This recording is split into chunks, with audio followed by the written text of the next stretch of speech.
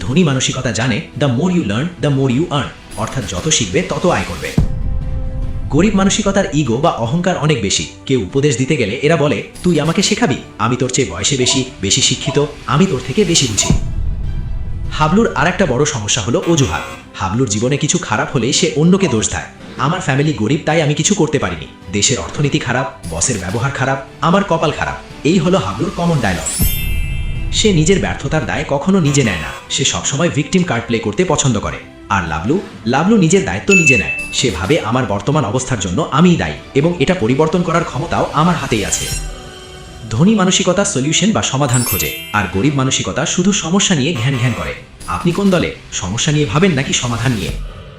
হাবলু সবসময় সস্তা বিনোদন খোঁজে, আর লাবলু খোঁজে নেটওয়ার্ক।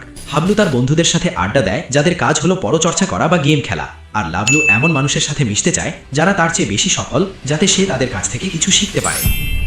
মনে রাখবেন, আপনি সেই 5 জন মানুষের গড় যাদের সাথে আপনি দিনের বেশিরভাগ সময় কাটান। আপনার বন্ধুরা যদি অলস হয়, আপনিও অলস হবেন। ভিডিওর শুরুতে বলেছিলাম একটা সিক্রেট টিপস দেব।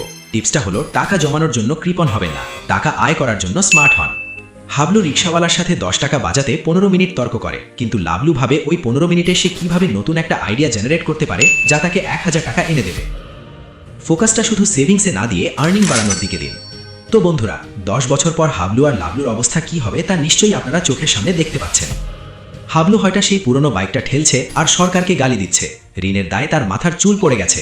আর লাবলু তার প্যাসিভ ইনকাম দিয়ে ফ্যামিলি নিয়ে ভ্যাকেশনে যাচ্ছে, সে ঘুমালেও তার অ্যাকাউন্টে টাকা ঢুকছে।